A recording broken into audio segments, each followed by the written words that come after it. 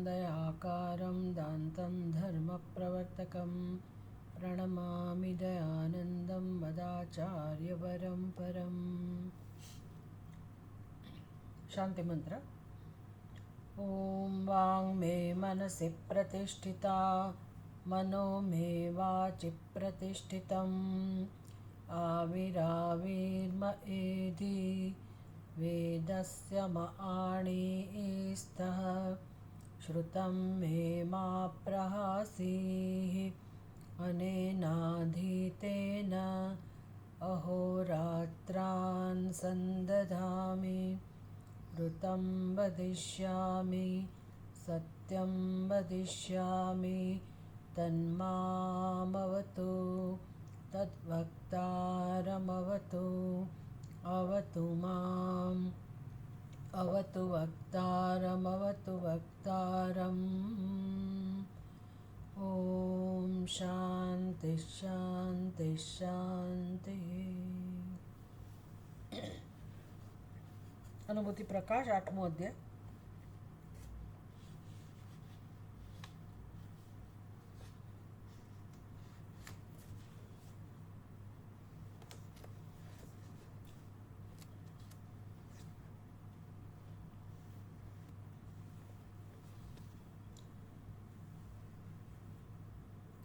अस्मत् प्रत्ययનો અર્થ નક્કી કરવામાં આવ્યો।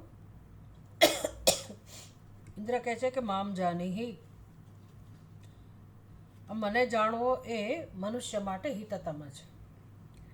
તો પછી પ્રશ્ન થયો કે ઇન્દ્રને જાણવો એટલે કોને જાણવું? ઇન્દ્રના સ્થૂળ શરીરને જાણવું, ઇન્દ્રના સૂક્ષ્મ શરીરને જાણવાની વાત છે।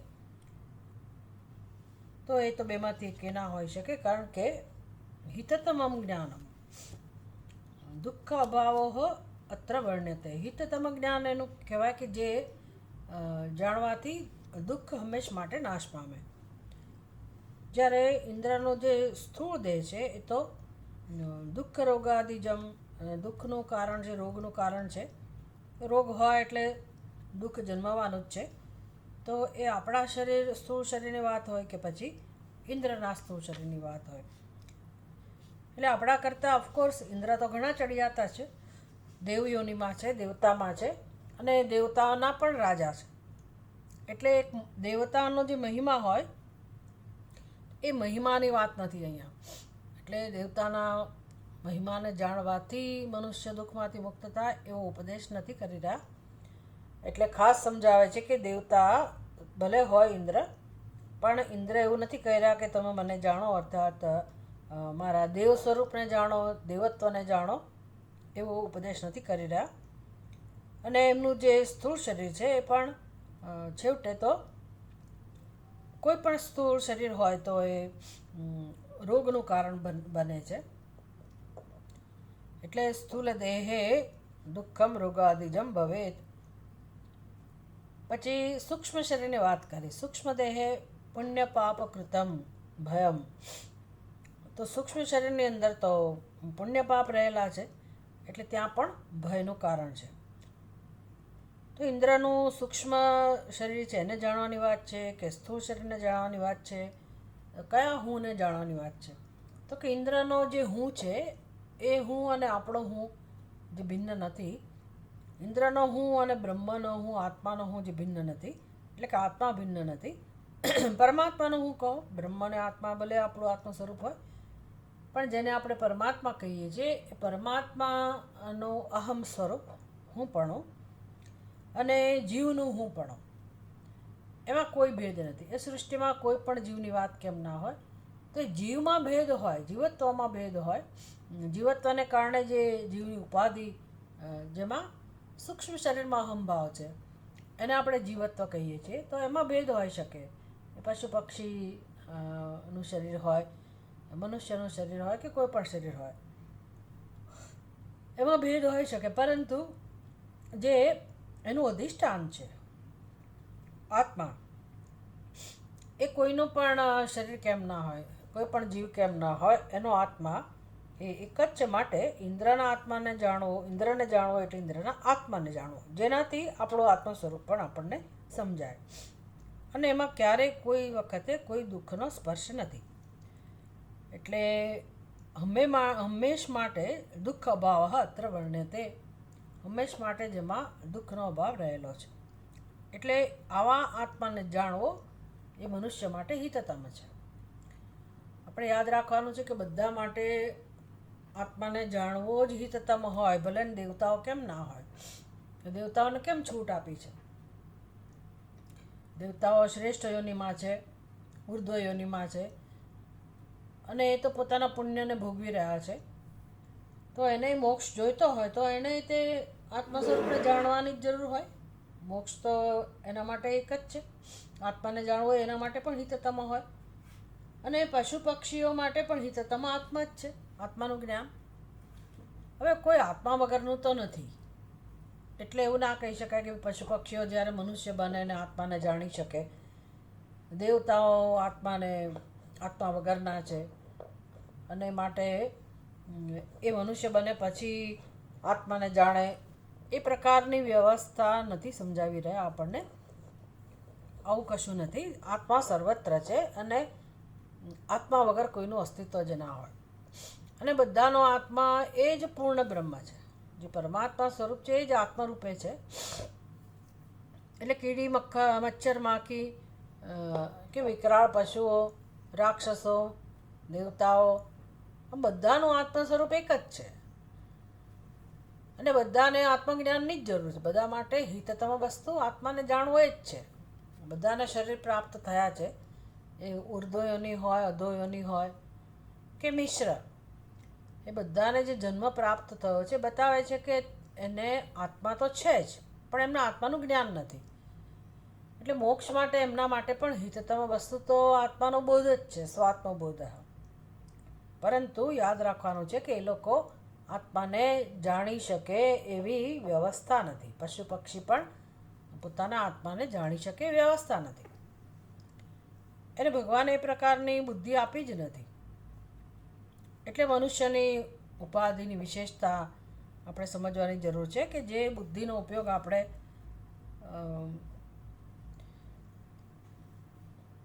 આપણા પોતાના કલ્પના પ્રમાણે, આપણી પોતાની કલ્પના પ્રમાણે જે આપણો સંસાર ચાલી રહ્યો છે, અને આખું જગત એ પ્રમાણે પોતાની સ્થિતિ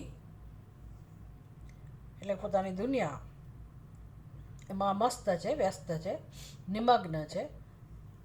તો આ સરસ જે ચાન્સ મળ્યો છે મનુષ્યને કે પોતાની બુદ્ધિનો ઉપયોગ કરીને સત્ય જાણી લે, તો આ એક કેવળ અને કેવળ મનુષ્ય જ કરી શકે એમ છે. એટલે ખબર નથી બિચારા મનુષ્યને કે હું આ કામ કરી શકું, એટલે એ સંસારનો ભોગ બને છે, બનેલો જ છે, બનતો રહે છે, ને પછી બનવાનું ચાલુ રહે છે. કારણ કે એને નથી સમજાતું કે મને મનુષ્યનું શરીર શું કામ મળ્યું છે, અને હું ક્યાં સુધી હું મારી જાતને દુઃખમાંથી છોડાવી શકું, અને બુદ્ધિની વિશેષતા શું છે, આ બધી આપણને ખબર નથી. આપણને આપણા મનુષ્યના શરીરની ખબર નથી. એટલે આપણે બધું સામર્થ્ય, પછી એ શરીરનું સામર્થ્ય ઘણા પાસે હોય, સરસ કામકાજ કરી શકતા હોઈએ. કેટલાક લોકો પાસે લાગણીના સ્તરનું, ભાવનાના સ્તરનું સામર્થ્ય હોય, તો એ લોકો પછી સકામ કર્મ કરે કે સત્કર્મ કરે, એના માટે શરીર વાપરે. અને બુદ્ધિનું સામર્થ્ય પણ બધાની અંદર છે, તો એ બુદ્ધિનો ઉપયોગ પણ એ જેને સમર્પિત છે એના માટે જ કરે. એટલે આપણે આપણી પોતાની જે દુનિયા છે આપણી બુદ્ધિમાં, એને સમર્પિત છીએ, એને મહત્ત્વ આપીએ છીએ. બુદ્ધિનો ઉપયોગ એના માટે જ થાય છે. એટલે બુદ્ધિનો ઉપયોગ તમે જ્ઞાન માટે કરી શકો ને સત્યને જાણવા માટે કરી શકો, પણ સત્ય જાણવાની જરૂર છે એ પણ ખબર નથી. એટલે દરેક વ્યક્તિ પોતાની બુદ્ધિના સામર્થ્યનો, પોતાની લાગણીઓના સામર્થ્યનો, પોતાનું શારીરિક સામર્થ્ય, આ બધાનો ઉપયોગ કેવળ અને કેવળ એની બુદ્ધિમાં જે નિર્ણય છે, એની બુદ્ધિમાં જે સમજ છે જે ખોટી છે, એમાં કોઈ શંકા જ નથી કે એ સમજ ખોટી છે, પણ બિચારા મનુષ્યને ખબર જ નથી. એટલે આખી જિંદગી એને સમર્પિત છે, અને એમાં એ પોતાનું જીવન વાપરી નાખે છે. એટલે એનું મહત્ત્વનું કામ રહી જાય છે. એટલે જન્મોથી આ બધું ચાલી રહ્યું છે. તો આટલું બધું આપણને વિગતવાર આ વસ્તુ કેમ સમજાવે છે કે જેથી આપણા જીવનમાં આટલું તો અંદર જાય કે ભાઈ આપણે કંઈક ચૂકી રહ્યા છે જીવનમાં, આપણે બહુ જ ગુમાવી રહ્યા છીએ, ખોટનો ધંધો કરી રહ્યા છે, હાથમાં આવેલી તક આપણે ગુમાવી રહ્યા છીએ. કેમ તો કે આપણે પોતાને નથી જાણતા અને જાણી શકીએ એવું શરીર મળ્યું છે, અને પોતાનું જે સત્ય છે એ સત્યને એને અત્યારે જે આપણે વર્તમાનમાં દુઃખ અનુભવીએ છીએ એને કોઈ સંબંધ નથી, કોઈ પ્રકારનો સંબંધ નથી.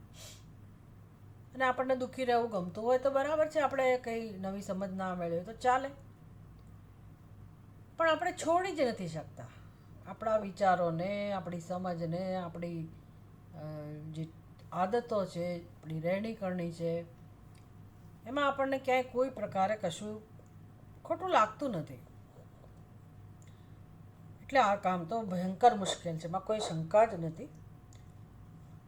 પણ હવે આ ઉપનિષદ તો આ સ્તરે કામ કરે છે, એટલે આપણે એ સ્તર સુધી પહોંચવું પડે. ઉપનિષદ આપણા સુધી ના આવે. ઉપનિષદ એવું વાતો ના કરે કે ના ના ના ના તમે તમારા જીવનમાં કર્મ આવી રીતે કરો, તેવી રીતે કરો, એ બધી વાતો ના કરે. ઉપનિષદ માની લે કે તમે કેટલી ઊંચાઈ સુધી પહોંચેલા છો ને, હવે તમારે ખાલી બુદ્ધિનો ઉપયોગ કરવાનો છે એવું માનીને ઉપનિષદ વાત કરે. એ બીજું બધી જે ઉપદેશ છે ગીતા કે સ્મૃતિ એ બધાની અંદર હોય, કર્મકાંડની અંદર હોય બધો ઉપદેશ કે જીવન કેમ જીવવું, કર્મો કેમ કરવા, અને પછી એ જ કર્મો દ્વારા કેવી રીતે મુક્ત થવું, એ બધું ભગવદ્ ગીતા શીખવાડે. ઉપનિષદમાં તો કેવળ આત્માની જ વાત હોય. એટલે આ બધા સંવાદો દ્વારા અતિ મહત્વની વસ્તુ સમજાવી કે મનુષ્ય માટે હિતતમા. ભાઈ કેમ મનુષ્ય માટે હિતતમા? બધા માટે હિતતમા આત્માનું જ્ઞાન જ છે, પણ મનુષ્ય માટે કેમ કહું? કારણ કે મનુષ્ય આ જાણી શકે એમ છે. બીજા બધાને ભગવાને બુદ્ધિ આપી છે પણ સ્વતંત્રતા નથી આપી, બુદ્ધિનો ઉપયોગ કરવાની સ્વતંત્રતા નથી. એ લોકોએ માત્ર એનું જેમ કે પશુ પક્ષી એ છે તો એને એની બુદ્ધિનો ઉપયોગ, એમાંય બુદ્ધિ ઘણી બધી છે એ લોકોને, તે ઘણું બધું જ્ઞાન છે, પણ એ જ્ઞાન શેના માટે વાપરે? આપણે સૃષ્ટિમાં નજર કરીએ તો સમજાય કે ભાઈ કૂતરા, બિલાડા, પશુઓ, પક્ષીઓ પોતાનું જ્ઞાન શેમાં વાપરે? તો કે સવારથી ઉઠીને કેમ એણે પોતાનું ભોજન મેળવવું, આહાર, પછી એમને પણ ઘર જોઈએ, જેવું એમની સમજ પ્રમાણે એ લોકોએ બધું ઇનબિલ્ટ હોય. એટલે કોઈ દિવસ કબૂતરને એમ ના થાય કે હું આ શીખું બીજા પાસેથી, એનો માળો એવો જ બનાવે, એનો માળો જ ના હોય, પણ એ જે યુગોથી જે સાંઠીકડા ભેગા કરીને રહેતું હોય કે ક્યાંક લપાવાની જગ્યા મળે એવી જગ્યા એને જોઈએ. સુગરી હોય તો એને એક વિશિષ્ટ પ્રકારની આવડત ભગવાને મૂકેલી છે, તો એનો ઉપયોગ કરીને પોતાનો માળો બનાવે. કીડી વગેરે પોતાની બુદ્ધિનો ઉપયોગ કરીને એનો રહેઠાણ તૈયાર કરે. આમ દરેક પશુ પક્ષીમાં આપણે બુદ્ધિ તો જોઈ શકીએ છીએ, પણ એ બુદ્ધિ સીમિત હોય. એટલે કે કેમ ઘર બનાવવું, કેમ ખોરાક મેળવવો, કેમ પોતાનો સંસાર આગળ ચાલુ રાખવો. એટલે ભયથી બચવા ઘર જોઈએ, સલામતી જોઈએ, આહાર, ભોજન જોઈએ, ઊંઘ જોઈએ, નિદ્રા, આહાર, નિદ્રા અને સલામતી. ભયમાંથી બચવા, સલામતી એટલે ઘર બનાવવું વગેરે. આહાર, નિદ્રા, ભય અને પછી ઇન્દ્રિયોના સ્તરનું સુખ. કેમ? એટલે કે બચ્ચા જોઈએ એને, સંસાર સંતતિ જોઈએ. તો એ લોકોને ભગવાને જે બુદ્ધિ આપી છે એનો ઉપયોગ એ લોકો કરે છે, આપણે જોઈ શકીએ છીએ. સાવિત્રીબેનને પોતાનું ટીવી ચાલુ રાખવું છે ને મોબાઈલે ચાલુ કરવો છે, શું કરીએ?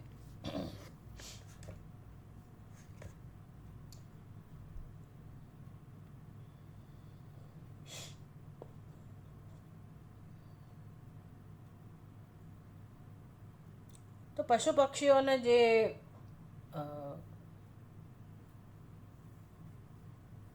બુદ્ધિ આપી છે ભગવાને, ઘણીવાર આપણી કરતાં વધારે બુદ્ધિપૂર્વક કામ કરે છે લોકો, પણ એની બુદ્ધિ આ જ ક્ષેત્રમાં ચાલે, સમજી લો તમે. એમને જે સંવેદનશીલતા ભગવાને આપી છે એ આટલા જ સ્તરની હોય. પછી એને એવું ના હોય કે મને આજે ભોજનમાં એકલી જુવારના દાણા મળ્યા. મકાઈ ભાવતી હોય ને એને કકળાટ ના હોય, જે મળે એનાથી ખાઈ લે. એ એટલા સંવેદનશીલ ના હોય. એ પોતે કેવા દેખાય છે, એને હરીફાઈ ના હોય, સ્પર્ધા ના હોય. આ બધું આપણે એના વર્તનમાં જોઈ શકીએ છીએ. ઈર્ષા ના હોય. એટલે એ લોકો બુદ્ધિ વગરના છે એવું નથી. એનામાં બુદ્ધિ છે, એનામાં આત્મા પણ છે, દુઃખ પણ છે, બંધન પણ છે. એ લોકોના જીવનમાં પ્રવૃત્તિ આટલી જ છે. દેવતાઓ શેમાં વ્યસ્ત છે? તો શાસ્ત્રમાં જોઈએ એનું વર્ણન ત્યારે સમજાય કે દેવતાઓ સુખના ભોગમાં મસ્ત છે. એમાં એના જે સ્વર્ગમાં રહીને જે પ્રકારના સુખ ભોગવી શકાતા હોય એને અનુરૂપ એની બુદ્ધિ કામ કરતી હોય.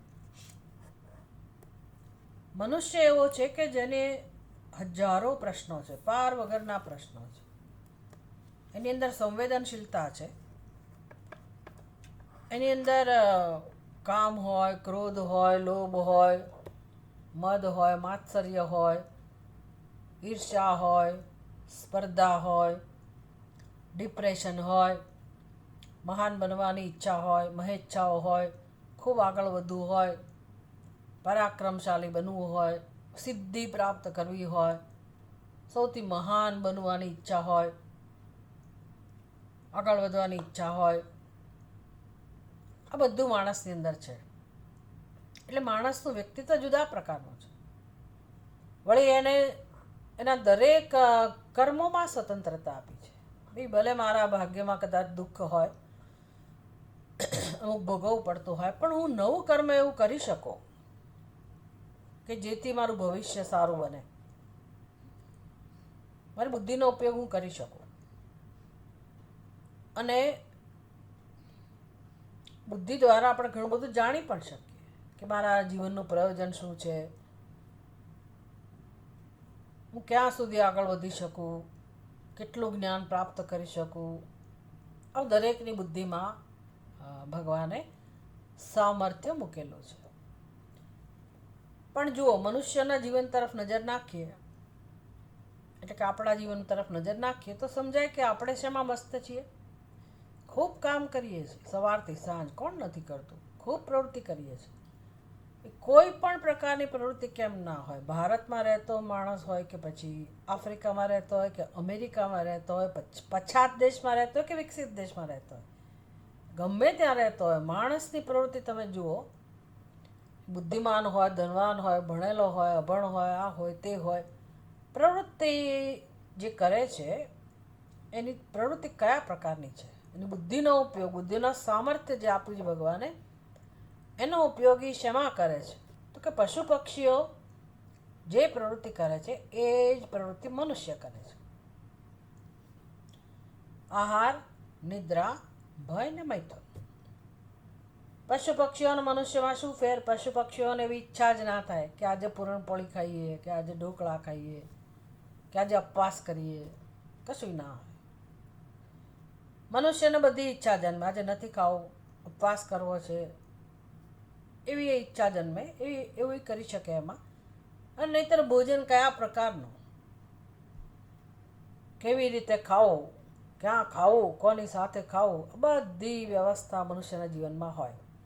અને ભરપૂર મનુષ્ય બુદ્ધિનો ઉપયોગ ત્યાં કરે. એટલે એક જમાનામાં મનુષ્ય દહીં ભાત ખાતો હશે અને આજના જમાનામાં મનુષ્ય કંઈનું કંઈ ખાતો હશે. ભાઈ જે ખાતો હોય, પણ પ્રવૃત્તિ છે ને કહેવાય ભોજન, આહાર. એટલે બુદ્ધિનો ઉપયોગ, એમાં વિવિધતા આવી બધી, પણ બુદ્ધિનો ઉપયોગ કયા ક્ષેત્રમાં થયો? તો કે ભોજનમાં, આહારમાં. પછી સુખેથી સૂઈ જવું, એના માટેની વ્યવસ્થા હોય. એટલે જેની જેવી સ્થિતિ હોય, જેવી વ્યવસ્થા, એ પ્રમાણે મનુષ્ય ઉપયોગ કરે, પોતાની સ્થિતિ બનાવે. બંગલા બનાવે, મોટા મોટા બંગલા બનાવે, આપણને એમ થાય કે હા હા શું ચાલી રહ્યું છે દુનિયામાં. એટલે એ જ સલામતી, ભય અને બાળ બચ્ચાની ઈચ્છા હોય, પોતાની સંતતિ પરિવાર હોય, એનો કેમ ઉછેર કરવો, આ સિવાય મનુષ્યના જીવનમાં બીજી કોઈ પ્રવૃત્તિ જણાતી નથી. એ ખૂબ બધું આ તો શાસ્ત્રમાં વર્ણન હોય કે સાધકને, મનુષ્યને સાધક બનાવવા માટે કે જુઓ તમે શું કરી રહ્યા છો. એટલે કેટલાક વિદ્વાનો કહે કે ભાઈ આ મનુષ્યમાં અને પશુમાં એટલો જ ભેદ છે કે મનુષ્યને પૂંછડી નથી અને શિંગડા નથી, બસ એટલો જ ભેદ છે, બાકી પ્રવૃત્તિ સમાન છે. તો ભગવાને શું કામ એને મનુષ્યનું શરીર આપ્યું, બુદ્ધિ શું કામ આપી, આમ ઉર્ધ્વ એની શરીરની રચના શું કામ છે? કંઈક તો કુદરતની કારણ હોવા જોઈએ ને, આવું કોઈ વિચારતો નથી. એટલે વેદ આ બધું સમજાવે છે કે મનુષ્યને ભગવાને કેમ આવી શરીરની રચના આપી છે, બુદ્ધિ કેમ એને મસ્તક કેમ આમ ઉપર આપ્યું છે કે જેથી એ આખી જિંદગી ખાવામાં પૂરું કરી નાખે, મસ્તકથી વિચારે, બુદ્ધિથી વિચારે. પશુ પક્ષીઓને કેમ આડું શરીર આપ્યું છે? કારણ કે બીજું કંઈ કરવાનું નથી, બુદ્ધિથી કંઈ ઉપયોગ કરવાનો નથી.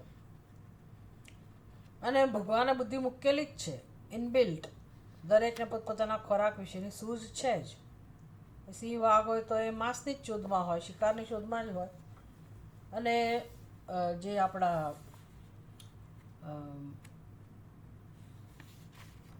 માંસાહાર નથી કરતા, શાકાહારી પશુ પક્ષીઓ પોતાની રીતે ખોરાક શોધે, મૂકેલું જ છે. ગાય કોઈ દિવસ પછી એમાં મોઢું ના નાખે માંસની અંદર, જબરજસ્તી આપણા લોકો એને નોનવેજ પાવડર મિક્સ કરીને એના ખાણમાં નાખે તો બિચારી શું કરે એને ખબર નથી. બાકી ગાયને તમે મૂરખ ના બનાવી શકો કે પેલા હોટ ડોગ બ્રેડ હોય એની અંદર માંસ પણ હોય એવું તમે ખાવા નાખો તો એ માંસ છોડી દે, બ્રેડ જ ખાય. એટલે શું જ અંદર હોય, આપણે બધું નાખીએ કચરો પેટમાં. એટલે ભગવાને એ લોકોને જે સૂઝ આપી છે એ પ્રમાણે જ એ લોકો જીવે છે. મનુષ્યને જે વિશેષતા આપી છે કે જેથી એ આ બધું ચિંતન કરી શકે, બુદ્ધિ એના માટે આપી છે. હવે આ આપણું હોમવર્ક છે કે મારે વિચારવાનું છે કે મારા જીવનમાં હું મારી બુદ્ધિનો ઉપયોગ શેમાં કરું છું, શેમાં કરીએ છીએ. એક ધારું જીવન જીવીએ છીએ, એક ધારું, અને એને જ સમર્પિત છીએ. એટલે હવે બધા કે ઘરમાં રહીને ભજન થાય, કેવી રીતે થાય વિચાર કરો. ઘરમાં બધાની બુદ્ધિ આવી જ હોય, બધાની પ્રવૃત્તિઓ આના આધારે જ થતી હોય, સગા સંબંધીઓ સાથે એ રીતે જ આપણે બંધાયેલા હોઈએ. કેવી રીતે માણસ નવું શીખે? એટલે તો જેને શીખવું છે ખરેખર એ પછી આવા બંધનમાં રહેતો જ નથી, એ પોતાનું જીવન જુદી રીતે જીવે. નહીંતર આનો અંત જ નથી. જીવન પૂરું થઈ જાય પણ તમે કંઈ જ ના શીખી શકો, તમને મહત્ત્વ જ ના સમજાય કે મારે જીવનમાં બુદ્ધિનો ઉપયોગ ક્યાં કરવાનો છે. તો આ બધું શીખવા માટે આ સંવાદો હતા કે ભાઈ મનુષ્ય એક જ એવો છે કે જે બુદ્ધિનો ઉપયોગ કરીને પોતાનું કલ્યાણ શેમાં છે એ જાણીને એ દિશામાં આગળ વધે. તો સૌથી મહત્ત્વની વસ્તુ કઈ નક્કી થઈ, ક્યારે મારું કલ્યાણ શરૂ થાય? બુદ્ધિનો ઉપયોગ હું મારું અજ્ઞાન જાણવામાં કરું. મારી જ બુદ્ધિથી મારે સમજવાનું છે કે મારી બુદ્ધિમાં અજ્ઞાન છે અને એ અજ્ઞાનને સમજવાનું છે. અજ્ઞાનને બરાબર સમજીએ કે અજ્ઞાનનું સ્વરૂપ કેવું છે, તો પછી જ્ઞાનમાં રસ પડે, તો પછી સત્સંગમાં ખરેખર રસ પડે, અને તો પછી જીવનમાં એક જ કામ રહે, સત્સંગ, અધ્યયન.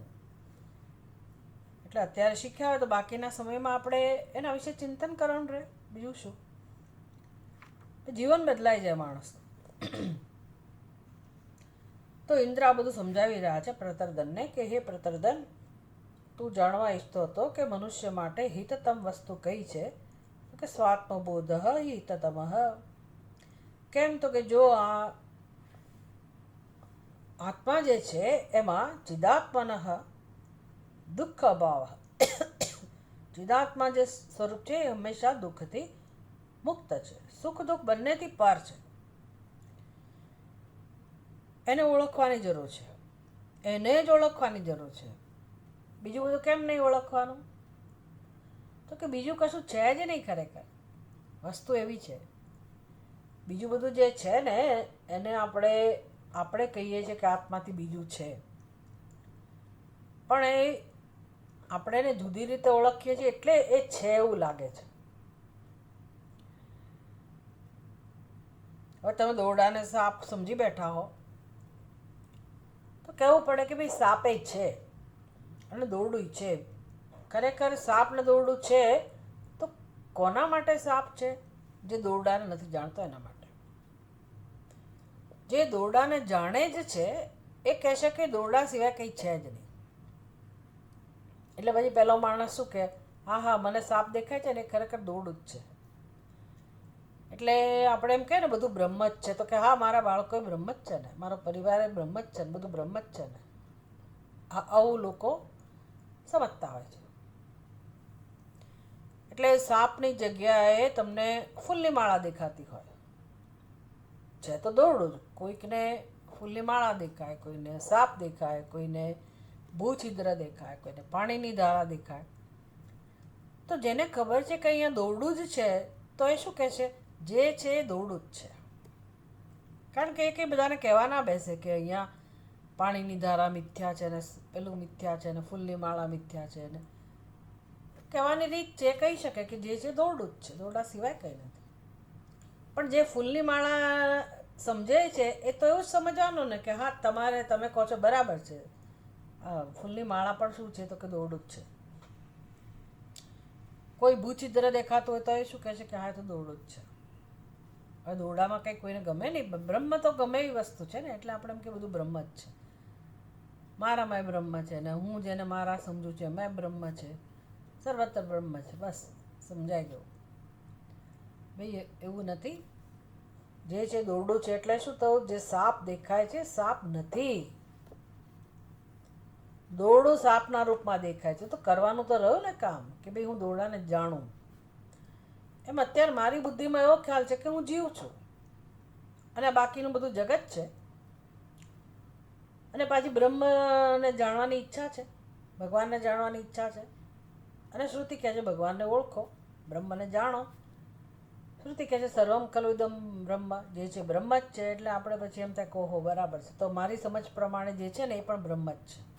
એટલે હું એ બ્રહ્મ, જગત એ બ્રહ્મ, આવું આપણે સમજવાના. ભાઈ ના, એવી રીતે બ્રહ્મ નથી. બ્રહ્મને આપણે ખોટી રીતે સમજીએ છીએ. બ્રહ્મને આપણે જીવના રૂપમાં સમજીએ છીએ, જળના રૂપમાં સમજીએ. એ આપણા ખોટા ખ્યાલ છોડવાના છે. હવે એ ખોટા ખ્યાલ છોડવા અથવા તો બ્રહ્મને જાણવા માટે મારે મારો આખો સંસાર છોડવો પડે.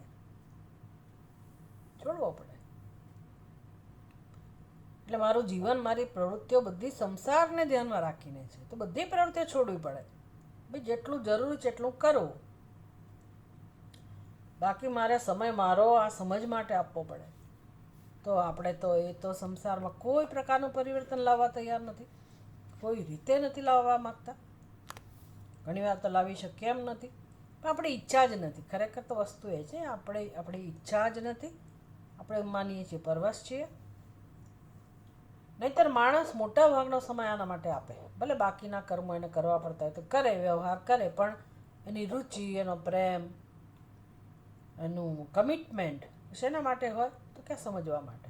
આખો વ્યક્તિ બદલાઈ ગયો હોય. એટલે લોકોને હવે આજની પરિસ્થિતિમાં આ બધું કેમ સમજાવવું? ઘરમાં રહીને ભજન થાય તો ભજન કદાચ થતું હશે, હરે કૃષ્ણ હરે રામ એ થાય કે કેમ એ પ્રશ્ન છે ખરા અર્થમાં.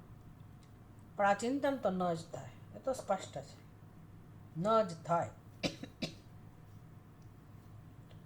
ને કાં તો તમારે તમારા ઘરની વ્યવસ્થા આખી બદલવી પડે, તમારી જીવનની રીત બદલવી પડે. તમારે ઘરમાં રહીને કેમ વૈરાગ્ય કેળવવો, એટલે એકાંતનું સેવન, મૌન એકાંતનું સેવન, પોતે ઘરના એક ખૂણામાં રહીને કેવી રીતે અધ્યયન કરવું, બહુ અઘરી વસ્તુ છે. કેમ આમાં મનને લગાડવું, બુદ્ધિનો ઉપયોગ કેમ ચિંતન માટે કરવો, પણ દરેક વ્યક્તિએ પોતે નક્કી કરવાનું હોય. એટલે એવું ના માની લેશો કે આપણે બધા ઉપનિષદ ભણી ગયા એટલે અમે બહુ જ્ઞાની થઈ ગયા અને અમારું કામ થઈ ગયું. પહેલાં ચેક કરાવવું છે કે આપણે કેટલો સમય આત્માના ચિંતન માટે વાપરીએ છીએ. તો ઇન્દ્રની વાતો સમજાશે. એટલે કેવળ આત્માનું જ્ઞાન એ એકમાત્ર ઉકેલ છે દુઃખમાંથી મુક્ત થવાનો. અને જે આપણે આપણી બુદ્ધિમાં જે બધું જાળવી રાખ્યું છે અને જેને જીવન સમજીએ છીએ એમાં કોઈ પ્રકારે સત્યતા નથી અને મિથ્યા. તો ઇન્દ્ર કહે છે કે જુઓ ભાઈ, આત્માને જે જાણે છે એ વ્યક્તિ પછી જે કે કર્મ કરે છે કર્મથી બંધાતો નથી. તષ્ટુઃ પુત્રઃ વિશ્વરૂપઃ આસીદ દેવ પુરોહિતઃ સ્વામી દ્રોહમ ચકારાસ તમ ત્વાષ્ટ્રમ હતવાન અહમ. ઇન્દ્ર હવે શું કરે છે? પોતાના જીવનમાં એણે જે કર્મો કરવા પડ્યા હતા એનું વર્ણન કરે છે. આપણે જાણીએ છીએ કે અર્જુનને પણ ભગવાન કર્મ તો કરવાનું કહે જ છે. અર્જુનને જરાય રસ નથી. આપણને રસ છે કર્મમાં, યાદ રાખવા, આપણને બહુ રસ છે. અર્જુનને જરાય રસ નથી.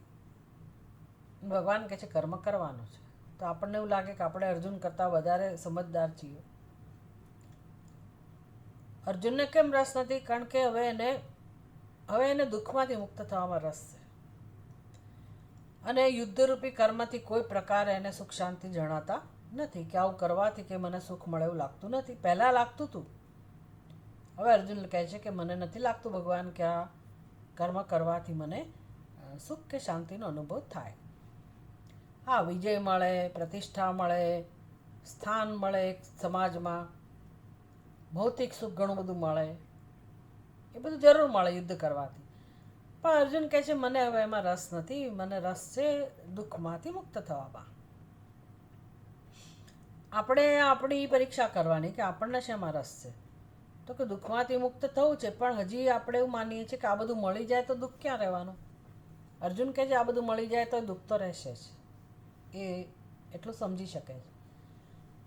આપણે એવું માનીએ છીએ કે ના ના, આ મળી જાય, પેલું મળી જાય, મારી ઈચ્છા પૂરી થઈ જાય અને તો પછી દુઃખ તો રહેવાનું જ નથી ને. એટલે આપણને એવા કે દુઃખનો અનુભવ નથી અને આપણી પોતાની ઘણી બધી ઈચ્છાઓ હોય અને એટલે કર્મ માટે પ્રેમ હોય. અને પાછા ભગવાન કે કર્મ તો છોડવાનું જ નથી. એટલે આપણને બહુ અનુકૂળ લાગે કે આ વાત સાચી છે, કર્મ છોડવાનું નથી.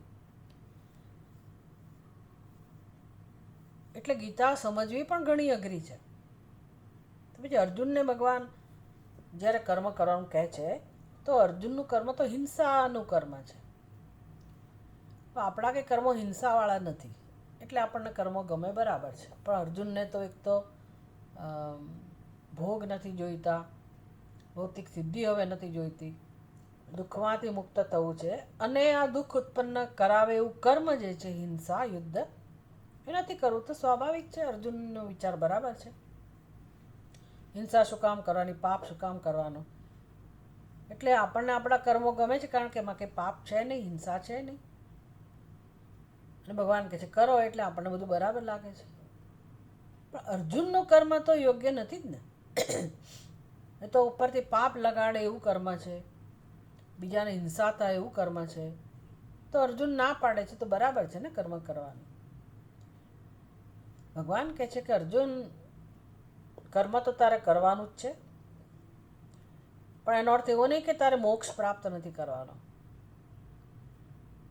ભગવાન પછી કર્મ અને મોક્ષનો સંબંધ સમજાવે છે કે મોક્ષ શેનાથી મળે, કે આત્મજ્ઞાનથી જ મળે અર્જુન.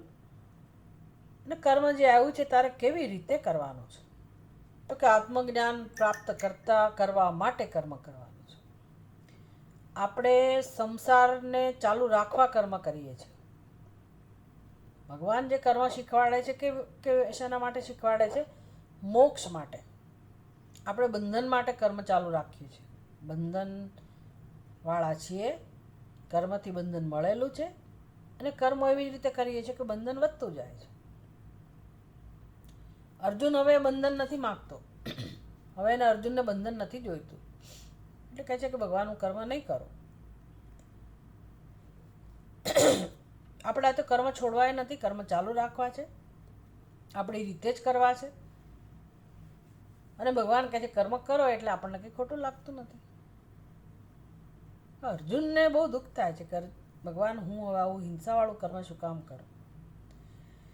પછી ભગવાન સમજાવે છે મહિમા આત્મજ્ઞાનનો કે અર્જુન હત્વાપી સ ઇમાન લોકાન સહન બદ્યતે. બી જેને આત્માનું જ્ઞાન છે એ આવું હિંસાત્મક કર્મ કરે, આખા જગતની હિંસા કરી નાખે તો પણ બંધાતો નથી. આવો મહિમા છે આત્મજ્ઞાનનો અર્જુન. એટલે આત્મજ્ઞાન શું વસ્તુ છે એનો અર્થ એવો નહીં કે આત્મજ્ઞાની હિંસા કરવાની હોય. અર્જુનને હિંસા કરવાની હતી. અર્જુન એવું સમજતો હતો કે આ મારું કર્મ એવું છે કે જેનાથી હિંસા થાય, કારણ કે હું હિંસા કરનારો બનીશ અથવા હિંસા કરનારો હું પાપનો ભાગીદાર બનીશ. એટલે ભગવાન કહે છે કે આ હિંસા કરનારો તું જે છે ને એ તારી જે સમજ છે એ સ્થૂળ દેહમાં અહમભાવવાળી સમજ છે. અહમ કરતા અહમ ભોગતા. તું જ્યારે આત્મામાં અહમભાવ ધરાવીશ, આત્માને જાણીશ, ધરાવીશ એટલે શું? તારું સત્ય એ તું જાણીશ કે આત્મા કશું કરતોય નથી ને કરાવતોય નથી.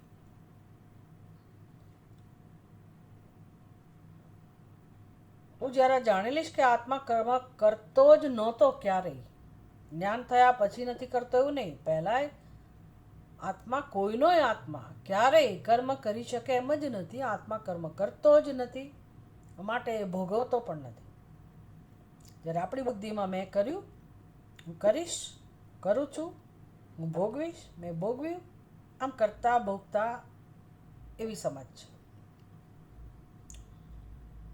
તો કર્તૃત્વ ભોગતૃત્વ શેને કારણે છે? કારણ કે શરીરમાં અહમભાવ છે. માટે આત્માને સમજીએ તો આ સમજ ના હોય, હું કરતા ભોગતા સમજ ના રહે. બધાના જીવનમાં આ જ પ્રશ્ન છે. એટલે ભગવાન કહે છે કે અર્જુન તું આત્માને જાણી લે, કર્મને સમજ, કર્મ કયા સ્તરે થાય છે, અને કર્મ કરવાનું ચાલુ રાખ. પણ તારો રસ શેમાં હોવો જોઈએ? આત્મજ્ઞાનમાં.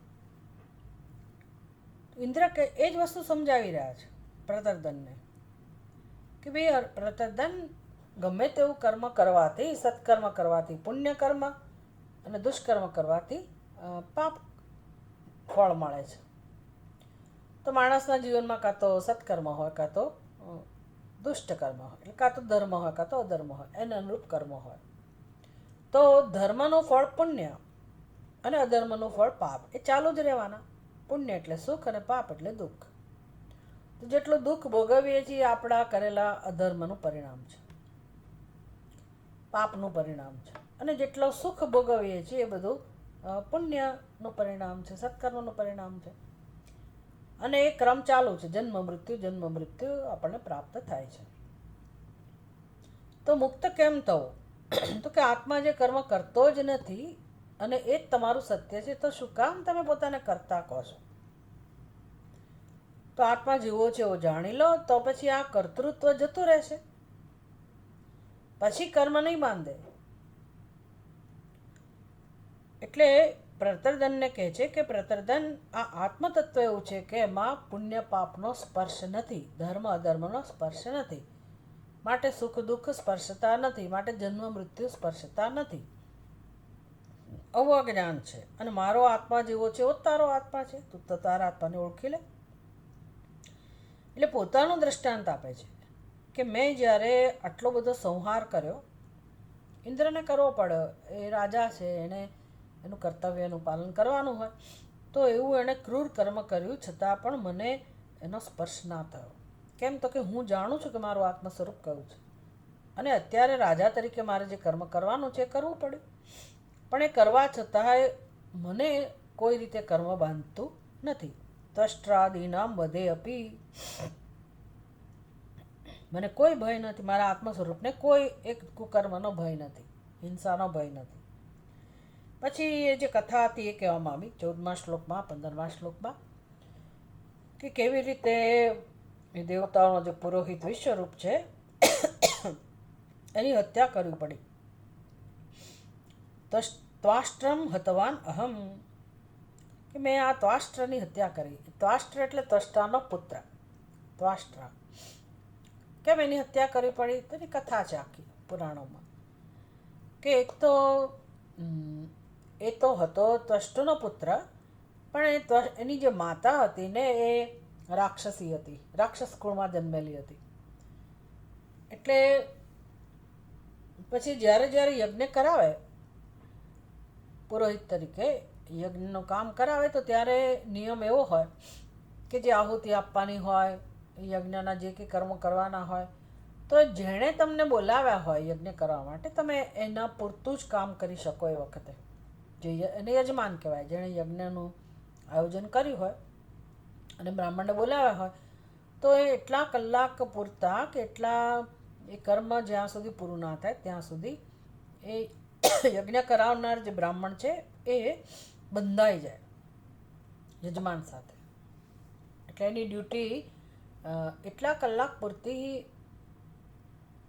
એ પેલો જે યજમાન છે એને ધ્યાનમાં રાખીને જ હોય, એના ભલા માટે જ હોય, એ જ એનો સ્વામી હોય એ વખતે. તો આ જે ત્વષ્ટાનો પુત્ર હતો એનું નામ છે વિશ્વરૂપ. વિશ્વરૂપ એ પુરોહિત હતો દેવતાઓનો. અને પછી જે યજમાન હતા એની સાથે એણે દ્રોહ કર્યો. એની માતાએ એને એવું બધું કહી રાખેલું, માતા તો રાક્ષસી હતી એટલે માતાએ કહી રાખેલું કે તું આવા જ્યારે જ્યારે સત્કર્મ કરે ત્યારે જે આહુતિ હોય કે પછી જે સ્વાહા સ્વાહા કરીને આપણે જે પિતૃઓને બધાને આપવાનું હોય, દેવતાઓને આપવાનું હોય, તો તારે અમને પણ યાદ રાખવાના. એટલે તારા મામા, તારા નાના, એ બધાને એના કુળનું વાતો કરે કે ભાઈ એને હિતમાં રાખીને કરવાનું. એટલે દેવતાઓને તો આપે પણ આ લોકોને આપે છાનો માનો. એટલે એની પાસે જે કંઈ આસુરી શક્તિ હોય એનો ઉપયોગ એના માટે કરતો હતો, જે પાપ છે. અને પછી એમાંથી કંઈક દ્રોહ જન્મ્યો અને ઇન્દ્રને ખબર પડી ગઈ, એટલે પછી ઇન્દ્રએ એનો સંહાર કરવો પડ્યો. પછી આવી રીતે એ ત્વષ્ટા પુત્ર વિશ્વરૂપ આસિત દેવપુરોહિત સ્વામી દ્રોહમ ચકાર અસૌ તમ ત્વાષ્ટ્રમ હતવાન અહમ. તો મેં એનો હદ કર્યો. બીજો પ્રસંગ પણ કયો, કર્તરી અભૂત બ્રહ્મ હત્યા ન તું અસંગે ચિદાત્મની. એટલે એ જે કર્મ કર્યું, વિશ્વરૂપનો સંહાર કર્યો, તો કહે છે કે પાપ કર્મ જે કર્યું અને પાપ કર્મનું જે ફળ જન્મે, બ્રહ્મ હત્યા, એ કર્મનું જે ફળ જન્મે પાપ, તો એ પાપ ક્યાં ગયું? તો કે જે કર્તા હતો ને એને ગયું, કર્તૃત્વમાં એ પાપ તો ગયું. તો હું તો માનું છું કે હું તો સચ્ચિદાનંદ સ્વરૂપ છું, એનું જ્ઞાન છે, એમાં નિષ્ઠ છે. એટલે વેદાંત એટલે એને એ પ્રકારે અસંગે ચિદાત્મની ન ભૂત, તો મારો આત્મા તો અસંગ છે. એટલે પોતાનું જ પ્રમાણ કહે છે કે જો હું આત્મજ્ઞાનમાં નિષ્ઠ છું તો મારે આ કર્મ કરવું પડ્યું, ફરજ હતી, તો મને એ પાપ કર્મ લાગ્યું નથી. એવી જ રીતે બીજું એણે કર્મ, બીજો પ્રસંગ પણ કહ્યો, વેદાંત જ્ઞાનહીનાનામ યતિનામ હનની તથા. પછી એણે કંઈક કેટલાક બહુ મોટી સંખ્યામાં બધા સંન્યાસીઓ જે ખોટે રસ્તે જઈ રહ્યા હતા એમની હત્યા કરી. એટલે આપણને છૂટ નથી મળતી કોઈની હત્યા કરવાની, એ બીજા કોઈને પણ છૂટ નથી મળતી. ઇન્દ્રને એ પ્રસંગ આવ્યો એની ફરજ રૂપે, જેમ અર્જુનની ફરજ હતી. ક્ષત્રિય હતો, એનું કામ હતું ધર્મની રક્ષા કરવી. હવે અર્જુન પોતે પોતાના વ્યક્તિગત દ્રષ્ટિબિંદુથી યુદ્ધ કરતો હોય કે કૌરવોને મારે મારવા જોઈએ, મારી નાખવા જોઈએ, યુદ્ધ કરવું જોઈએ, તો એક આખી જુદી વસ્તુ છે. પણ એ જો માનતો હોય કે હું ક્ષત્રિય છું, મારી ફરજ છે ધર્મની રક્ષા કરવી, અને તો પછી અધર્મનું પાલન કરનારો કોઈ પણ કેમ ના હોય, એનો પુત્ર પણ કેમ ના હોય, તો એની ફરજ છે કે અધર્મીઓનો નાશ કરવો. તો કૌરવોનો નાશ સ્વાભાવિક બને. પણ અર્જુનને તો કશું દેખાયું યુદ્ધમાં? મારા સ્નેહીજનો, મારા ગુરુ, મારા દાદા પિતામહ, પછી મારા સગા સંબંધીઓનું બહુ લાંબુ લિસ્ટ આપે છે, એ બધાની હત્યા મારાથી કેમ થાય, એટલે મારે હત્યા નથી કરવી. તો એક દ્રષ્ટિએ વાત સાચી છે, હત્યારૂપી કર્મ ન કરવું જોઈએ. ભાઈ તારે યુદ્ધમાં આવવાની જરૂર જ નહોતી. યુદ્ધના મેદાનમાં પહેલાં તને ખબર જ હતી ને કે હત્યા તો થવાની જ છે. તો તું જ યુદ્ધ કરવા આવેલો છે અને હવે કહે છે કે મારે યુદ્ધ નથી કરવું. તો અત્યારે તને ખાલી ત્યાં સગાવાલા દેખાય છે. હવે સગાવાલા છે એમાં કોઈ જ શંકા નથી. સગાવાલા છે, સંબંધીઓ છે, પણ કોણ છે એ લોકો?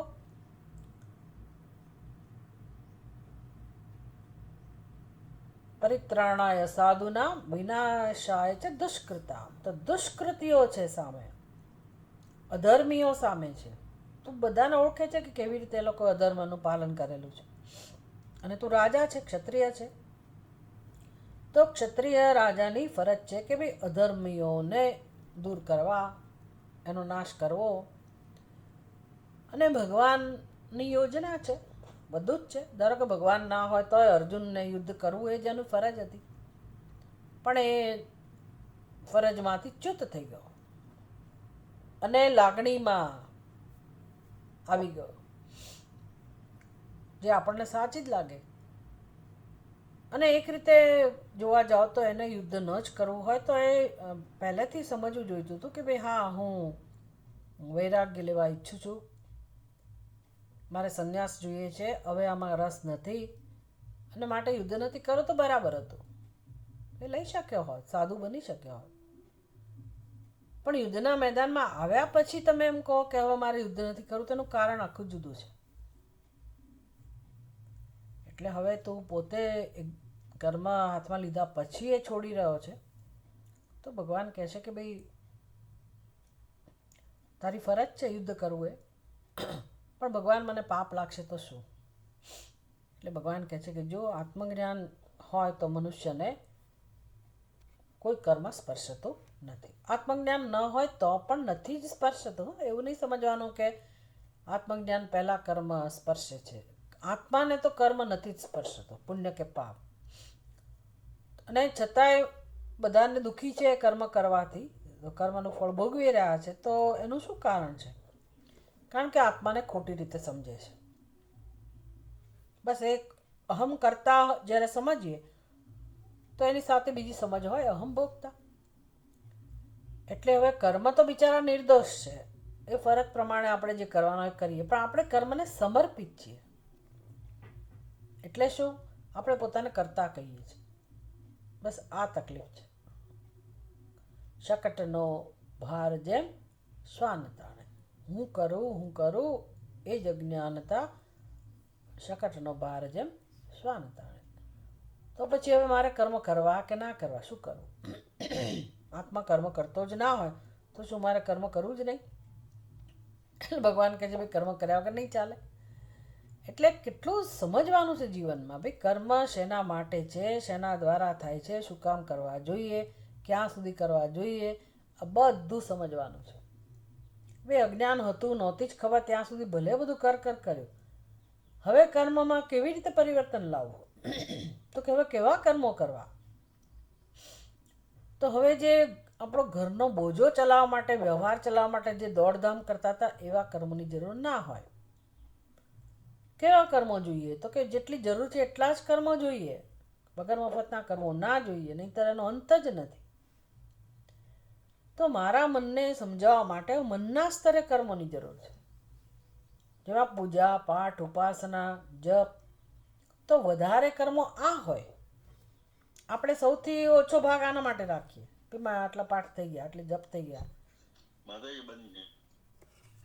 એ ભગવાન, હા એ કોઈ કે કર્યો છે, હું તો અડીએ નથી. મારે એટલે છે ને હવે આની છે ને લિંક બદલવી છે, પછી હું વાત કરું તમને લોકોને.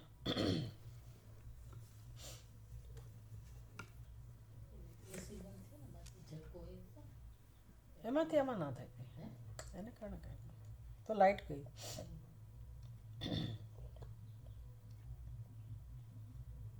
એટલે હવે ખરેખર જીવનમાં જે કર્મો હોય શેના માટે હોય? તો કે મનના સ્તરના કર્મો હોય. શરીર આમે નબળું પડ્યું હોય તો શરીરથી ભલે આપણે સ્વાસ્થ્ય માટે ધ્યાનમાં રાખીને જે કર્મ કરવાના કરીએ, પણ આપણે મનથી, બુદ્ધિથી કર્મને વળગેલા છીએ અને હું જ કરું, મારી રીતે જ કરું, કરીશ જ અથવા નહીં જ કરું વગેરે જે આપણા આખી જિંદગી જે પ્રશ્નો હતા એ પણ હોય, અને સમય બધો એમાં જ વાપરી નાખવાનો. આ જે આપણી પદ્ધતિ છે જીવન જીવવાની, એમાં પરિવર્તન આવવું જોઈએ કે ભાઈ હવે મારે વધારે કર્મો કયા કરવાના છે, તો કે જેમાં દેવતા જોડાયેલા હોય, આત્મજ્ઞાન જોડાયેલું હોય, સેવાને ધ્યાનમાં રાખીને કર્મ થતા હોય, સ્વાર્થ ના હોય, કેટલું બધું શીખવાનું હોય, વૈરાગ્ય કેળવવાનો હોય, સાદગી કેળવવાની હોય, અને સૌથી મહત્વની વસ્તુ છે આપણા જીવનનો સદુપયોગ. એટલે માણસો કર્મ ચાલુ જ રાખે તોય ઠેકાણું ના પડે, કર્મ છોડી દે તો પણ યોગ્ય નથી. શું કરવું જોઈએ? તો કે ધીરે ધીરે મારે આત્માને સમજવા માટે મારું જીવન બનાવવાનું છે. તો હવે મારા જીવનમાં એવો ફેરફાર હોવો જોઈએ કે જ્યાં વધુ ને વધુ હું આત્માની સમીપ રહું, એના પર મારું ફોકસ હોય, એની ઉપાસના થાય, એનું ચિંતન મનન થાય. એટલે ઓછામાં ઓછો ભાગ મારો હવે આ સ્થૂળ સ્તરે થતા કર્મો માટે હોય. એ રોટી કપડાં મકાનની ચિંતા નથી, તૈયાર જમવાનું મળી જતું હોય તો એમાં પડવાની જરૂર નથી. આપણી પાસે બધી વસ્તુઓ હોય જ તો હવે એ બધા કર્મોની જરૂર જ નથી. હવે તમે કેવળ તમારું જીવન ભગવાનના ભજન માટે, આરાધના માટે, આત્માના ચિંતન મનન માટે, ધ્યાન એ બધા માટે અને સેવા માટે એ તમે વાપરી શકો. એટલે અહીંયા તો ઉપદેશ અપાઈ રહ્યો છે, પછી પ્રતર્દને આ બધું સમજવાનું છે. આપણા માટે શું રહે છે? ભાઈ આપણું તો જીવન પૂરું થવા આવ્યું, એટલે હવે આપણે શું કરી શકીએ? જેટલો સમય આપણને ખબર જ નથી કેટલો સમય, પણ જેટલું આયુષ્ય બચ્યું હોય, હવે એમાં હું મારા માટે ઉત્તમ વસ્તુ જે છે એને કેમ પસંદ ના કરી લઉં? શું કામ મારા માટે જીવન ના જીવું? એ આપણે સમજવાનું છે, આપણે ગોઠવવાનું છે. નહીંતર એ તો જે ઘટના બનવાની છે, પ્રાણ જે સમયે કામ કરતા બંધ થઈ જશે, શ્વાસોશ્વાસ, તો બસ પૂરું થઈ ગયું દ્રશ્ય, પછી તક જતી રહી. તો હું પહેલું જેટલા શ્વાસોશ્વાસ ચાલે છે જીવનમાં, હજી જેટલું સામર્થ્ય છે ત્યાં મારું બધી શક્તિઓ આત્મજ્ઞાન માટે વાપરું, આત્માના ચિંતન માટે હું વાપરું. કેમ? તો કે એને જાણવાથી જ ઉદ્ધાર છે. કેમ કે આત્મા નિર્દોષ જ છે, આત્મા કરતા ભોગતા નથી. એટલે પાપ પુણ્યમાંથી મુક્ત થવું હોય તો આ જાણવું જ પડે. એટલે ઇન્દ્ર કહે છે કે પ્રતર્દન, મેં આવા કર્મો કર્યા, ક્રૂર કર્મો, તો પણ આત્માને કોઈ સ્પર્શ ના થયો, કારણ કે આત્મા, કોઈનો પણ આત્મા સર્વદા પાપ પુણ્યથી પાર છે, અસંગ છે. અને એકમાત્ર આત્માનું જ્ઞાન આપણને દુઃખમાંથી છોડાવનારું છે. એ સિવાય કોઈ ઉપાય જ નથી મુક્તિનો. અને મનુષ્ય એક જ જાણી શકે એમ છે આ વસ્તુ, તો મનુષ્ય માટે હિતતમ આ જ છે. એટલે ચિદાત્મનઃ આપી મેં આવા ક્રૂર કર્મો કર્યા, બધા સંન્યાસીઓની હત્યા કરી, તો પણ મારા આત્મ સ્વરૂપમાં કોઈ બાધ થયો નથી, એનો વાળે વાંકો નથી થયો, મને કોઈ પાપ નથી લાગ્યો. એટલે એવું નથી કે હું દેવતા છું એટલે મને પાપ નથી લાગતું. દેવતાનો મહિમા નથી કહી રહ્યા. પ્રતર્દન, તારો આત્મા પણ આવો જ છે. આપણા માટે પણ બોધ છે કે આપણું આત્મ સ્વરૂપ પણ આવું જ છે, ને માટે આત્માને જાણવાની જરૂર છે. માહાત્મ્યમ મમ નૈતસ્યાત કિંતુ જ્ઞાનસ્ય તદ્ભવેત.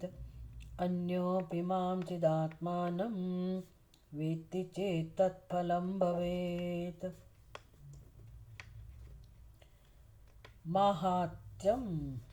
માહાત્મ્યમ હોવું જોઈએ, મમ ખૂટે છે ત્યાં. માહાત્મ્યમ મમ ન એતસ્યાત કિંતુ જ્ઞાનસ્ય તદ્ભવેત. અન્યઃ અપી માં ચિદાત્માનં વેત્તિ ચેત તત્ફલં ભવેત. તો 1 નંબર તત તત મમ આવો હું એતત એક નંબર ન પછી એતત છે નહીં લેવાનો તત નહીં એતત એતત મહાત્મ્યમ એતત મમ મહાત્મ્યમ 1 2 3 એતત મમ મહાત્મ્યમ ન સ્યાत् કિંતુ તદ જ્ઞાનસ્ય ભવેત. ઇન્દ્ર કહે છે કે એતત મમ મહાત્મ્યમ ન સ્યાત, આ મારું મહાત્મ્ય નથી. ઇન્દ્ર કહે છે કે હે પ્રતદન, આ ચિદાત્મા પાપ પુણ્યથી પર છે, તેમાં મારું મહાત્મ્ય નથી, એટલે કે દેવતાનું મહાત્મ્ય નથી. હું જે ઇન્દ્ર દેવતા છે એના મહિમાની વાત નથી કરી રહ્યો. કિંતુ જ્ઞાનસ્ય મહાત્મ્યમ તદ ભવેત, આ આત્માના જ્ઞાનનું મહત્વ છે. અન્યઃ અપી મામ ચિદાત્માનમ વેત્તિ ચેત તત્ફલમ ભવેત. ભાઈ આ હું દેવતા છું એટલે તું મને જાણ કે આ દેવતાનું મહાત્મ્ય છે એ વાત નથી, આત્મજ્ઞાનનું મહાત્મ્ય છે. અન્યઃ અપી મામ ચિદાત્માનમ વેત્તિ, અન્ય અપી કોઈ પણ આ ચિદાત્માને જો જાણી લે. હવે ઇન્દ્રના આત્માને જાણીને આપણને શું લાભ થાય? ન જ થાય. પણ એ આત્મા એટલે જ જે સર્વ કોઈનો આત્મા છે. ઇન્દ્રનો આત્મા જુદો, દેવતાઓનો આત્મા જુદો, પશુ પક્ષીઓનો આત્મા જુદો, રાક્ષસોનો આત્મા જુદો, મનુષ્યનો આત્મા જુદો, એવા અનેક આત્મા તો છે નહીં. આત્માનમ વેત્તિ એટલે અન્ય અપી આત્માનમ વેત્તિ એટલે મામ વેત્તિ એટલે શું? ભાઈ મને આત્મરૂપે જાણે તો તત્ફલમ ભવેત, એને પણ એ જ ફળ મળે છે. કયું ફળ? ઇન્દ્રને ગમે તેટલા ઘોર કર્મ કરવા પડ્યા, હિંસારૂપી કર્મ કરવું પડ્યું, તો પણ એના આત્માને, આત્મ સ્વરૂપને કોઈ પ્રકારના દુઃખનો સ્પર્શ થયો નથી. એ કર્મ એને બાંધતું નથી. આપણને આપણું નાનામાં નાનું કર્મ બાંધે છે. વિચાર કરો, આપણે કેટલા ગભરાઈ જઈએ. આપણા મનમાં કોઈના માટે એક ખરાબ સંકલ્પ જન્મે, ખરાબ વિચાર જન્મે, તો આપણે હલી જઈએ કે મારા મનમાં કેમ વિચાર આવ્યો. કોઈના પર ગુસ્સે થઈએ એટલે આપણને એમ થાય, આપણે કંઈ પણ દે જા મર, પછી એમ થાય કે આવું કેમ બોલ્યા. એટલે કોઈના અહિતનો વિચાર કરવાથી પણ આપણે દુઃખી થઈ જઈએ છીએ. એટલે કહેવાનું તાત્પર્ય એ નથી કે તમે એવો વિચાર કરો તમ તારે, એવો ઉપદેશ નથી. પણ આપણી સમજ કેવી છે કે ભાઈ આવો સંકલ્પ આપણી અંદર જન્મે તો પણ આપણે એવું માનીએ છીએ કે આ મેં ખોટું કર્મ કર્યું. તો એવો સંકલ્પ થાય છે ત્યારે આપણે દુઃખી થઈએ. ઇન્દ્ર કહે છે કે તમે ખરેખર કોઈને મારી નાખો તો પણ આત્માને સ્પર્શતો નથી. આવું સત્ય છે. એટલે આપણી સમજ એવી છે કે આપણે માનસિક સ્તરે જો કર્મ થતું હોય તો પણ આપણે એને પોતાનું કર્મ સમજીએ છીએ, પોતાને કરતા સમજીએ છીએ. તો પછી હિંસા કરીએ તો પોતાને કરતા સમજવાના જ છીએ. તો શું કરવું? શું? ઇન્દ્ર કહે છે આવું કર્મ કરવાથી મને પાપ નથી લાગ્યું એટલે મારે એવા કર્મો કરવાના, એવો ઉપદેશ છે? પ્રતદનને એવો ઉપદેશ છે કે તું પણ હિંસા કર? એવો ઉપદેશ નથી.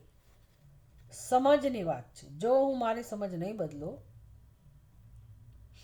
તો મને સત્કર્મ પણ બાંધશે. પેલું દુષ્કર્મ તો બાંધે જ છે, સત્કર્મ પણ બાંધશે. એટલે આત્માને જ્યારે નથી જ સ્પર્શતું તો પછી હું શું કામ પોતાને કરતા કહું છું? એટલે કરતા નથી, અકર્તા આત્મા છે. તો અકર્તા આત્માનું જ્ઞાન પ્રાપ્ત કરીને પછી કોઈ કર્મ રહેતું જ નથી કરવાનું. ખરેખર તો પછી કર્મ થાય છે. જે કર્મ કરવાના છે સંસ્કાર દ્વારા થાય છે.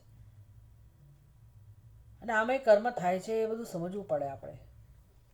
ચાલો હું બોલવાનું કર્મ કરું છું, કમસે કમ હું નક્કી તો કરું છું ને કે ભાઈ મારે બોલવું છે. રોજ આપણે જાહેર કરીએ આટલા વાગે સત્સંગ છે, તો કર્મ તો નક્કી જ કર્યું ને મેં. કર્મ થાય છે ક્યાં? હું નક્કી કરું છું ને. બરાબર છે. પણ હું ક્યારે નક્કી કરું? હું ક્યારે બોલવાનું કામ કરી શકું?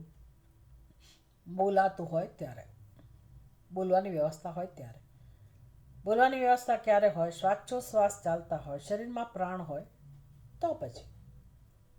એટલે આ હું કરતા એ ખ્યાલ ક્યારે સિદ્ધ થાય છે? જ્યારે મારું શરીર ચાલે છે ત્યારે.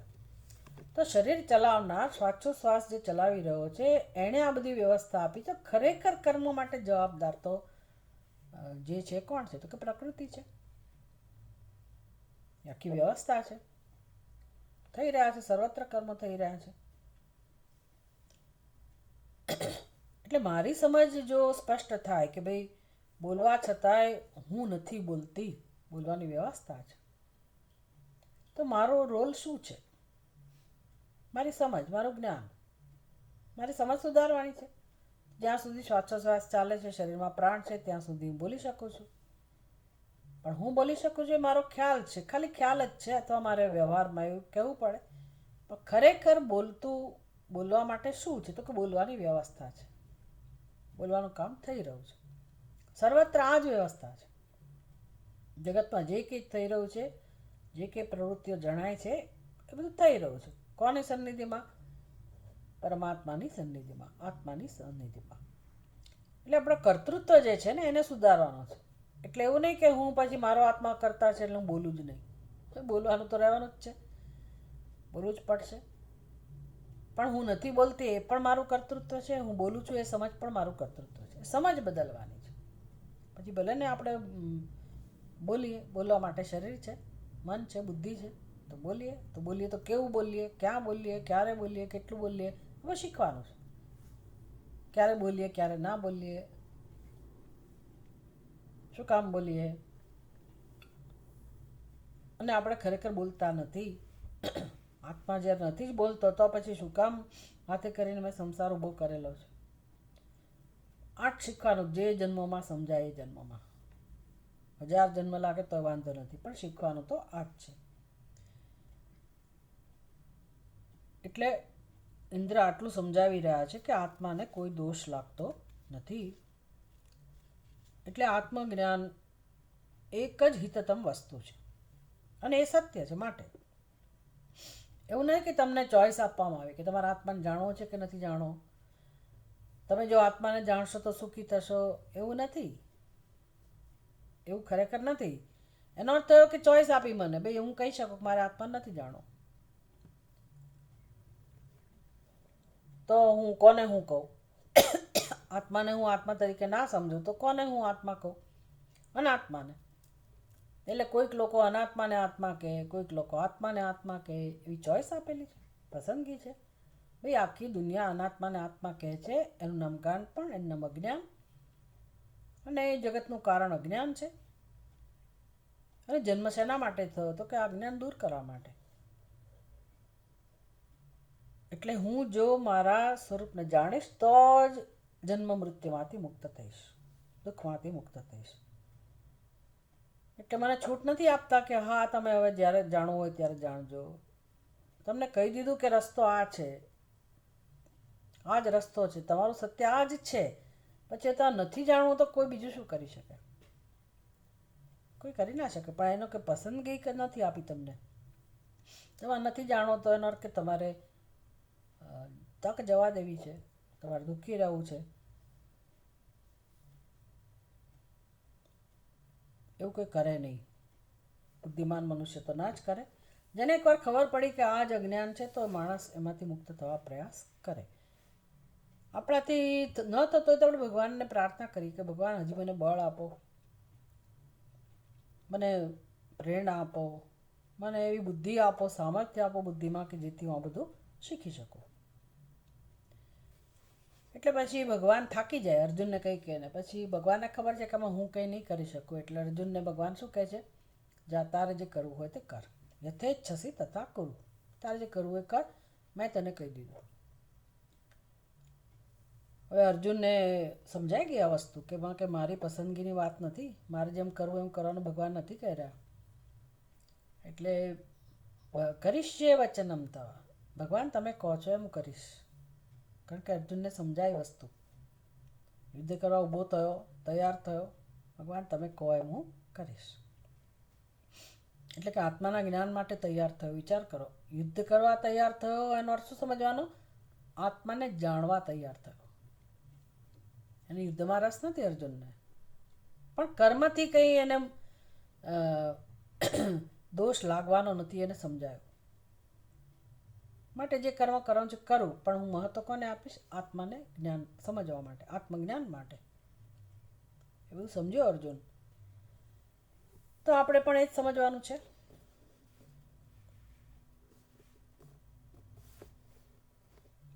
મહાત્મ્યમ મમ ન એતસ્ય કિંતુ જ્ઞાનસ્ય તદ્ભવેત. ભાઈ જ્ઞાનનો આ મહિમા છે. અને જે આત્માને જાણી લે છે એને આ ફળ મળે છે. એટલે કે એને પણ કશું કર્મ સ્પર્શતો નથી. પછી બધા કર્મોની વાત કરે છે કે મનુષ્યના જીવનમાં જે કર્મો થતા હોય, અનેક પ્રકારના પાપ કર્મો થયા હોય, તો કેવી રીતે તેમાંથી એ મુક્તિ પ્રાપ્ત કરી શકે. ઓમ પૂર્ણમદ પૂર્ણમિદમ પૂર્ણાત પૂર્ણમુદચ્યતે પૂર્ણસ્ય પૂર્ણમાદાય પૂર્ણમેવાવશિષ્યતે. ઓમ શાંતિ શાંતિ શાંતિ. હરિ ઓમ શ્રી ગુરુભ્યો નમઃ. હરિ ઓમ.